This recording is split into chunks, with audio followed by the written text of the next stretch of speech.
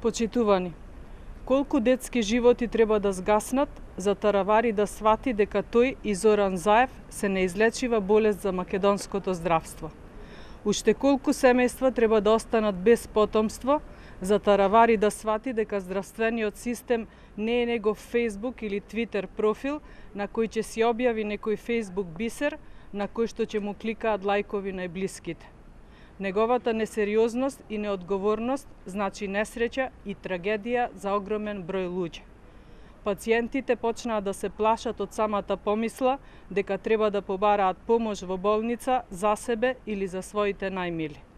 Уште колку комисии треба да формира Таравари за да не убедува дека немало лекарска грешка, наместо да има грам морал и да признае дека лично тој е најголемата грешка.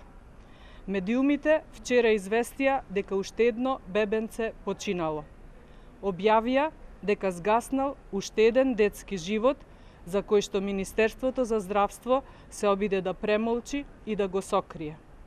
Јавно прашуваме, дали има регистрирано случај во кој што бебенце починало при транспорт од Охрид до Скопје? Дали е точно дека после неуспешниот обид да биде реанимирано, бебенцето починало во Кичевската болница? Ова е најтрагичната недела во историјата на македонското здравство.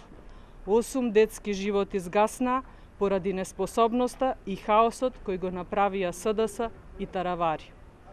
Здравството е во хаос. За ваквата состојба по клиниките виновниците се познати: Таравари, Заев и нивните партиски полтрони. Партиските послушници го руинираа здравствениот систем.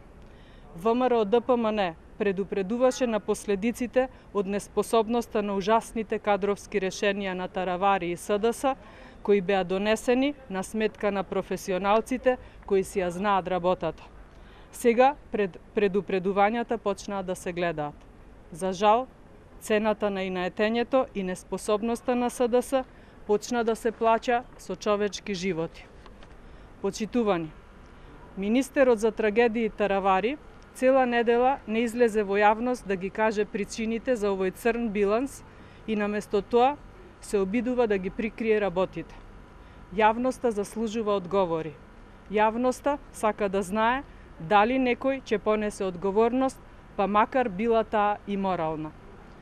СДС создаде невиден хаос кој најдиректно ќе го почувствуваат пациентите и на долг рок ќе придонесе за падот на квалитетот на услугите во здравството.